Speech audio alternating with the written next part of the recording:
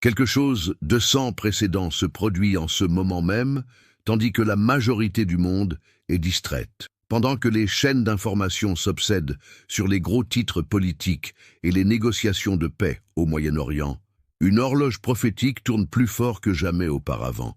Les actions qui se déroulent à Jérusalem, les accords d'Abraham, le déplacement de l'ambassade américaine vers la capitale d'Israël ne sont pas simplement des mouvements politiques, ce sont des marqueurs et prophétiques dont un humble homme nommé William Branham avait averti des décennies avant que nous ne les voyions se réaliser.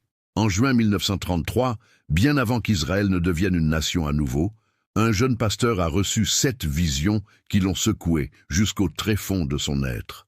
Le frère Branham n'avait que 24 ans quand Dieu a levé le voile et lui a montré ce qui allait venir pour l'Amérique et pour le monde. Il a vu ces visions avec tant de clarté qu'il les a écrites et en a parlé à sa congrégation. Et voici ce qui est remarquable, 6 de ces 7 visions se sont déjà réalisées exactement comme il les avait décrites. La 7e se déroule sous nos yeux en ce moment précis. Le frère Branham a prêché au sujet de ces visions tout au long de son ministère entier. Dans son sermon intitulé « Les 70 semaines de Daniel », prêché en 1961, il a expliqué comment Israël serait la clé pour comprendre le calendrier prophétique. Il a enseigné que quand Israël est devenu une nation à nouveau en 1948, l'horloge prophétique de Dieu s'est remise à fonctionner après près de 2000 ans de silence. Chaque mouvement en Israël, chaque traité, chaque leader qui touche cette terre fait partie du plan de Dieu pour les temps de la fin. Et maintenant, avec tout ce qui se passe au Moyen-Orient, nous voyons la prophétie se réaliser en temps réel. Réfléchissez un instant. Un homme qui marchait sur les routes de terre du sud de l'Indiana avec à peine une 7e année d'éducation a parlé avec une précision prophétique d'événements qui ne se produiraient que 30, 40, voire 50 ans plus tard. Il n'a pas fait des suppositions basées sur la chance. Il portait un don qui discernait les pensées et les intentions des cœurs. Et quand il parlait de l'avenir, le ciel lui-même confirmait ses paroles par des signes et des prodiges que les médecins et les scientifiques ne pouvaient pas expliquer. Laissez-moi vous dire exactement ce que le frère Branham a vu dans ses 7 visions en 1933, car chaque mot a de l'importance et chaque détail s'est avéré vrai. Il a rapporté ses visions tout au long de son ministère, particulièrement dans son sermon de 1960, intitulé « Essayer de servir Dieu sans être dans la volonté de Dieu », et à nouveau dans d'autres messages où il a rappelé à ses congrégations que Dieu lui avait montré ces choses des décennies avant qu'elles ne se produisent. La première vision a montré Mussolini envahissant l'Éthiopie, puis venant à une fin honteuse, avec son propre peuple se tournant contre lui. Branham a dit qu'il verrait le corps de Mussolini dans les rues. Et c'est exactement ce qui s'est passé en 1945, quand des partisans italiens l'ont tué et ont pendu son corps la tête en bas sur une place publique à Milan. La deuxième vision a révélé Adolf Hitler s'élevant au pouvoir et conduisant l'Allemagne vers une deuxième guerre mondiale. Et elle a montré la ligne Maginot, cette fortification que la France pensait les protéger, mais qui a échoué. Les 2 visions se sont produites avec une précision stupéfiante. La 3e vision a montré 3 grands ismes, le fascisme, le nazisme et le communisme, et comment tous finiraient par se réunir dans un système unifié. Le frère Branham a enseigné que le communisme finirait par absorber les autres, et il a vu cela se produire de son vivant alors que l'Union soviétique s'accroissait en puissance après la Seconde Guerre mondiale. La 4e vision a révélé un progrès scientifique extraordinaire, et il a spécifiquement mentionné avoir vu des voitures familiales américaines de forme ovoïde circulant sur des autoroutes contrôlées par une sorte de guidage à distance. Rappelez-vous, c'était en 1933, bien avant que quiconque n'imagine les véhicules autonomes ou les designs aérodynamiques que nous voyons aujourd'hui. La 5e vision l'a profondément secoué, car elle a montré la condition morale du monde, particulièrement concernant les femmes et la modestie. Il a vu des femmes vêtues de vêtements qui couvraient à peine leur corps, et l'émergence de ce qu'il appelait un esprit d'immoralité qui balayerait l'Amérique. Il n'a pas prêché cela pour juger quiconque, mais pour avertir que quand vous voyez ces signes, vous regardez des marqueurs prophétiques de la fin des temps dont Jésus lui-même parlait dans Matthieu chapitre 24. La 6e vision lui a montré une belle femme s'élevant au pouvoir en Amérique, mais avec un cœur cruel et pervers. Il a enseigné que cela représentait soit une femme littérale occupant un haut poste politique, soit le système ecclésiastique catholique prenant le contrôle de la politique américaine. La 7e et dernière vision était la plus grave de toutes. Il a vu l'Amérique complètement détruite par une explosion et un incendie, brûlée jusqu'aux cendres sans rien d'autre que des ruines fumantes. Si ce message parle à votre cœur en ce moment, laissez un commentaire ci-dessous et dites-nous où vous regardez ce message. Si de ces 7 visions se sont déjà produites exactement comme le frère Branham les avait décrites. Et la 7e, c'est de cela que nous devons parler ensuite, car ce qui se passe avec Israël et la politique mondiale prépare maintenant le terrain pour que cette vision finale soit réalisée. C'est ici que tout ce que le frère Branham a enseigné entre en focalisation avec ce que nous voyons aujourd'hui. Il a prêché longuement au sujet d'Israël tout au long de son ministère. Et l'un de ses enseignements fondamentaux était simple mais profond.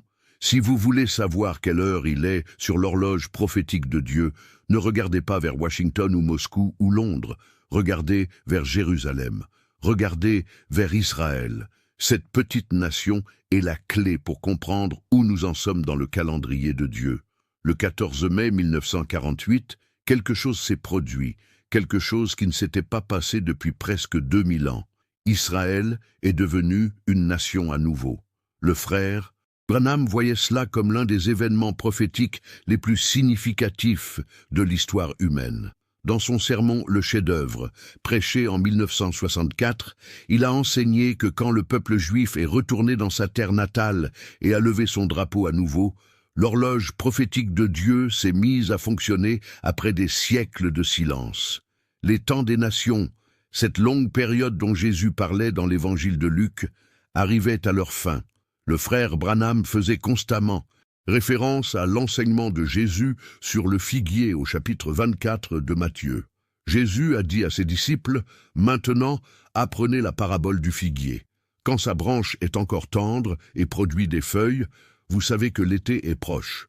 De même, quand vous voyez toutes ces choses, sachez que cela est proche, à la porte. Je vous le dis en vérité, cette génération ne passera pas jusqu'à ce que toutes ces choses se soient accomplies. » Branham a enseigné que le figuier représentait Israël, et quand vous voyez cette nation germer à nouveau revenant à la vie, vous regardez la génération finale avant le retour du Christ. Il a prêché au sujet de la prophétie de Daniel sur les 70 semaines, expliquant comment 69 de ces semaines ont été accomplies quand Jésus a été crucifié. Mais une dernière semaine, 7 ans de tribulation, reste toujours. Et cette semaine finale ne pourrait pas commencer jusqu'à ce qu'Israël soit retourné à sa terre. Parce que la prophétie de Daniel concernait spécifiquement le peuple de Dieu et sa ville sainte, c'est-à-dire le peuple juif et Jérusalem. Tout dans la prophétie des temps de la fin tourne autour de cette ville et de cette nation. C'est pourquoi les actions de Donald Trump avec Israël portent un poids prophétique si lourd.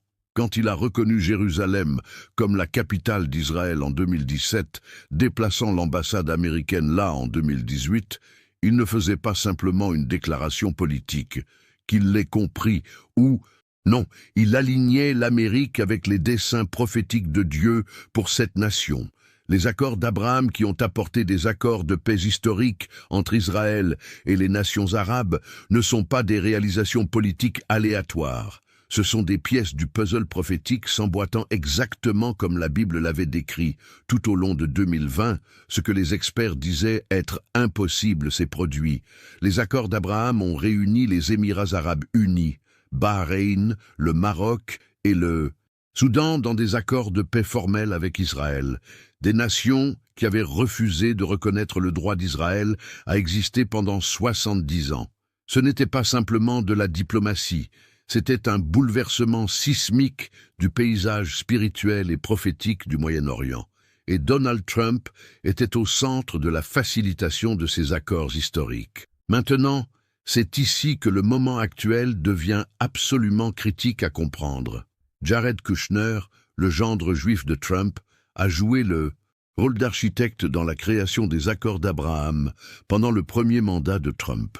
Il est décrit comme le diplomate couteau suisse de l'administration, disposé à voler n'importe où et à négocier avec n'importe qui pour faire progresser le processus de paix. Mais le rôle de Kushner a évolué. Récemment, en octobre 2025, Kushner a refait surface de derrière les coulisses pour monter sur le devant de la scène dans la négociation de ce que beaucoup appellent la réussite de paix la plus significative de l'histoire moderne du Moyen-Orient. Un accord complet de cessez-le-feu à Gaza et de libération d'otages qui a fondamentalement modifié les dynamiques régionales. Le frère Branham a enseigné longuement au sujet de la promesse de Dieu à Abraham en Genèse 12, 3, où le Seigneur a dit « Je bénirai ceux qui te béniront, et je maudirai celui qui te maudira, et en toi se béniront tous les peuples de la terre. » Il a souligné que ce n'était pas simplement un principe de l'Ancien Testament qui a expiré. C'est une alliance éternelle qui s'applique toujours aujourd'hui. Toute nation, tout leader, toute personne qui bénit Israël se positionne pour la bénédiction de Dieu. Quiconque maudit Israël se positionne pour le jugement de Dieu. Dans son sermon Israël et l'Église, Branham a enseigné au sujet de la restauration d'Israël et comment les nations païennes joueraient un rôle dans les desseins de Dieu pour les temps de la fin. Il a expliqué que bien que l'ère de l'Église ait été donnée aux gentils, Dieu n'a jamais oublié son alliance avec Abraham, Isaac et Jacob. La restauration d'Israël n'était pas simplement un mouvement politique. C'était l'accomplissement de la prophétie d'Ézéchiel où Dieu a dit qu'il ramènerait son peuple de toutes les nations où il avait été dispersé et les planterait à nouveau dans sa propre terre. Quand Trump a déplacé l'ambassade américaine à Jérusalem en 2018, il a fait ce qu'aucun autre président américain n'avait le courage de faire depuis plus de 70 ans. Chaque président depuis 1948 avait promis de reconnaître Jérusalem comme la capitale d'Israël. Mais quand la pression est venue de la communauté internationale, ils ont tous reculé. Trump ne l'a pas fait. Il s'est tenu ferme. Et ce faisant, il a aligné l'Amérique avec les desseins de l'Alliance de Dieu pour cette ville. Jérusalem n'est pas simplement une autre capitale du Moyen-Orient. C'est la ville que Dieu lui-même a choisie, la ville où Jésus établira son trône quand il revient. Les accords d'Abraham ont fait plus que créer des alliances politiques. Ils ont ouvert des portes pour une plus grande coopération, des échanges commerciaux et culturels entre Israël et les nations arabes. Plus important encore, ils ont normalisé les relations dans une région qui est en guerre depuis des générations. Le frère Branham a enseigné qu'avant que la grande tribulation ne commence, il y aurait une saison de paix relative au Moyen-Orient, une fausse sensation de sécurité qui conduirait les gens à la complaisance. Mais maintenant, en octobre 2025, nous voyons quelque chose d'encore plus dramatique se produire. Kushner a dirigé les négociations résultant en ce que l'administration Trump appelle un plan de paix complet à 20 points. Cet accord historique a libéré des otages, initié un cessez-le-feu et est présenté comme potentiellement transformateur pour la région entière. Kushner se tient aux côtés de Trump, s'adressant devant la Knesset d'Israël, se positionnant comme la figure centrale de ce qui pourrait être le prélude à un accomplissement prophétique encore plus grand. Si cet enseignement vous ouvre les yeux sur ce qui se passe vraiment, partagez-le avec quelqu'un qui a besoin de comprendre ces temps prophétiques dans lesquels nous vivons. Le frère Branham a prêché l'une de ses plus puissantes séries de sermons sur les 7 âges de l'Église. Et quand il est arrivé à l'église de Laodicée, l'âge final avant le retour du Christ, ses paroles portaient un poids qui est encore plus pertinent aujourd'hui que quand il les a prononcées pour la première fois. Il a enseigné d'après Apocalypse 3, 14-22, où Jésus a décrit une église qui était tiède, ni chaude, ni froide, riche et dans l'abondance, mais spirituellement nue, aveugle et misérable. Il a dit que cela décrivait la condition de l'Église dans notre génération. Dans son sermon « L'âge de l'Église de Laodicée », prêché en 1960, le frère Branham a averti que cet âge final de l'Église serait marqué par le compromis, le mondanisme et une forme de piété qui niait son pouvoir. Il a vu une Église qui avait des bâtiments, des programmes et des activités religieuses, mais qui avait poussé Jésus dehors. En Apocalypse 3, 20, Jésus est en dehors de sa propre Église, en train de frapper, essayant de revenir. C'est la condition de l'Église moderne et nous la voyons se réaliser exactement comme il l'avait averti. Il a enseigné que l'un des signes les plus clairs de la fin des temps serait l'effondrement des normes morales, particulièrement dans la façon dont les gens s'habillaient, parlaient et se comportaient. Ils n'étaient pas en train d'être dépassés ou critiques. Il pointait simplement ce que Jésus a dit au chapitre 24 de Matthieu, que les jours avant son retour seraient comme les jours de Noé, quand la violence et l'immoralité remplissèrent la terre, et les pensées des gens n'étaient que le mal continuellement. Regardez autour de notre culture aujourd'hui, et dites-moi que nous ne voyons pas exactement ce contre quoi il avait averti.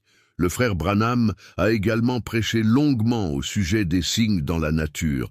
Il a enseigné que quand vous voyez les catastrophes naturelles augmenter, les tremblements de terre en différents endroits, les pestes, les famines, ce ne sont pas simplement des événements aléatoires. Ce sont les douleurs de l'enfantement signalant que quelque chose est sur le point de naître, que nous approchons du moment où Jésus perce les nuages pour enlever son épouse. Chaque grand tremblement de terre, chaque pandémie, chaque catastrophe naturelle est la création elle-même qui gémit et souffre, attendant la révélation des fils de Dieu. Mais voici ce que beaucoup ratent dans tout cela. Le frère Branham n'a pas prêché ces signes pour créer la peur. Il les a prêchés pour créer la vigilance, pour réveiller une église endormie, pour appeler une épouse qui serait observatrice et préparée quand le cri de minuit retentit. Ce qui se passe avec Trump, Israël, les accords de paix et la politique mondiale ne se passe pas dans un vide. C'est tout fait partie des dernières pièces du puzzle s'assemblant avant l'événement le plus grand de l'histoire humaine, le retour de Jésus-Christ pour son Église. Laissez un commentaire et dites-nous si vous ressentez l'urgence de cette heure, car ce qui vient ensuite exige que nous soyons spirituellement vigilants et prêts. En décembre 1965, quelques mois seulement avant que le frère Branham ne s'en aille, pour être auprès du Seigneur, il a prêché l'un de ses messages les plus urgents et les plus puissants intitulé « L'enlèvement ».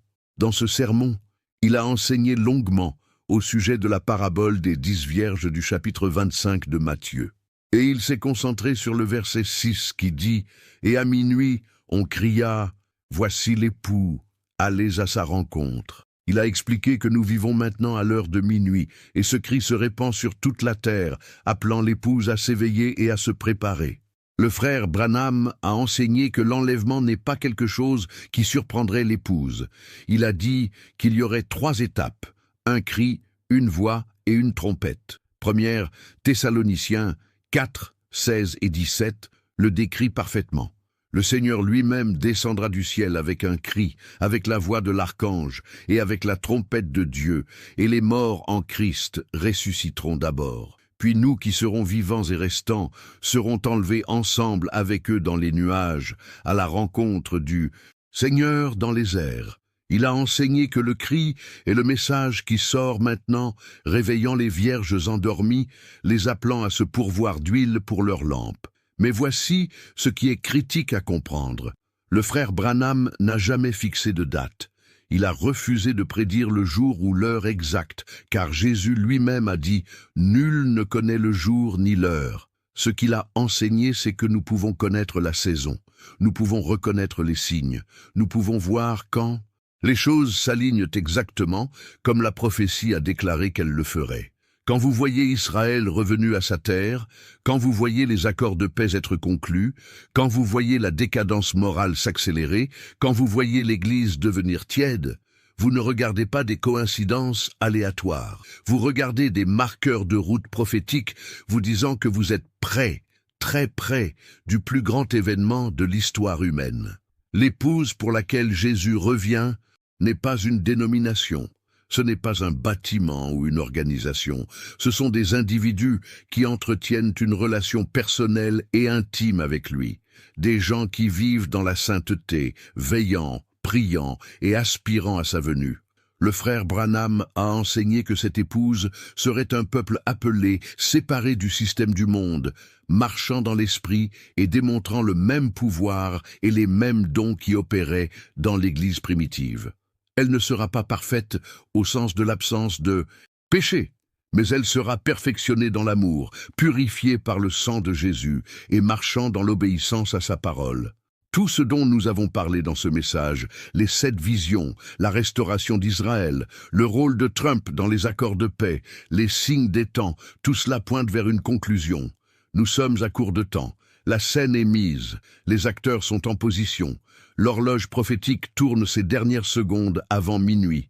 Si vous avez joué des jeux avec Dieu, si vous avez été tiède dans votre foi, si vous avez remis la reddition complète de votre vie à Jésus, c'est votre appel à vous réveiller. Le message final du frère Branham à l'Église était simple, mais profond. Veille et prie, sois prêt. Vis chaque jour comme si c'était le jour où la trompette sonne et où les morts en Christ ressuscitent d'abord. Il a enseigné que l'épouse du Christ ne serait pas prise de dépourvu, se démenant à la dernière minute, essayant de se mettre en règle avec Dieu. Elle serait observatrice, attendant, aspirant à son apparition, vivant dans l'attente quotidienne que ce jour pourrait être le jour où le ciel s'ouvre et où Jésus perce les nuages. Ce que nous avons partagé avec vous aujourd'hui n'est pas simplement de l'histoire ou de la théologie. C'est une réalité prophétique vivante et palpitante se déroulant sous vos yeux en ce moment précis. Chaque mouvement en Israël, chaque accord de paix, tous les signes dans les cieux et sur la terre, ils crient tous le même message. Le roi revient, l'époux est à la porte, l'heure de minuit est venue et le cri se répand. Voici qu'il vient. Le frère Branham citait souvent 2 Timothée 4, 8, où Paul a écrit « À partir de maintenant, il y a une couronne de justice qui m'est réservée, que le Seigneur, le juste juge, me donnera en ce jour-là, et non seulement à moi, mais aussi à tous ceux qui ont aimé son apparition. » Cette phrase, « aimer son apparition », c'est le cœur d'une véritable épouse. Non pas simplement croire qu'il revient, mais aimer le fait qu'il revient, le désirer ardemment, y vivre chaque jour, en ce moment même, où que vous soyez, quoi que vous affrontiez. Je veux que vous sachiez que Dieu vous voit. Il connaît votre nom, il connaît vos luttes, vos doutes, vos craintes et votre foi. Laissez votre nom dans les commentaires ci-dessous pour que nous puissions vous élever en prière par votre nom. Parce que nous ne sommes pas simplement une chaîne, nous sommes une famille de croyants unis en ces heures finales. Partagez ce message avec quelqu'un qui a besoin de l'entendre, quelqu'un qui dormait spirituellement et qui a besoin de s'éveiller avant qu'il ne soit trop tard. Si vous ne l'avez pas déjà fait, abonnez-vous à cette chaîne car nous continuerons à vous apporter des enseignements prophétiques qui révèlent ce que Dieu fait sur la terre en ce moment. Cliquez sur cette clochette de notification pour que vous ne manquiez aucun message, car ce qui vient dans les jours à venir est beaucoup trop important pour être ignoré. Le même Jésus qui vous a sauvé, qui est mort pour vous, qui est ressuscité le 3e jour, il revient pour vous. Non pas peut-être, non pas avec l'espoir, mais certainement, absolument, sans question.